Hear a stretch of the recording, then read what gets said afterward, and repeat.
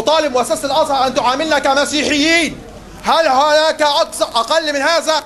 أنا بطالب شيعة العالم الأحرار كلهم، بطالب شيعة الكويت، شيعة العراق، شيعة لبنان، شيعة البحرين، جميع الشيعة في العالم بمقاطعة دولة الإخوان الاقتصادية في مصر، فرض ضغوط اقتصادية على دولة الإخوان في مصر. بطالب حكومة الرئيس العراقي نور المالكي بتجميد اتفاقية النفط اللي عقدها الوزير الأنديل رئيس وزراء أنديل في بغداد. بطالبوا بتجميد هذه الاتفاقية ذات 4 مليون برميل نفط شهريا، بطالبوا بتجميدها لحين سقوط دولة مرسي ودولة الإخوان ودولة التطرف ودولة الإرهاب في 30 يونيو.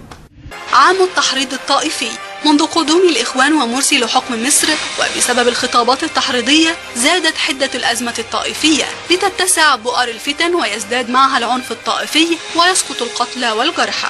يا سيادة الرئيس، أناشدكم باسم هؤلاء الأخيار وباسم الشعب المصري ألا تفتحوا أبواب مصر الطاهرة للرافضة.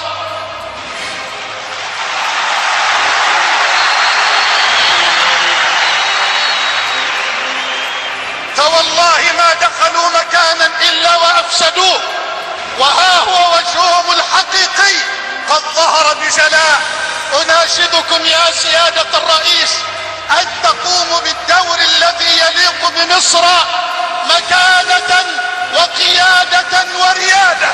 فكانت النتيجة الطبيعية ازدياد الفتن الطائفية وعدم معاقبة الجاني، بل ودخلت مصر في صراعات طائفية جديدة في الأيام الأخيرة لحكم مرسي، لنشهد مجزرة بشعة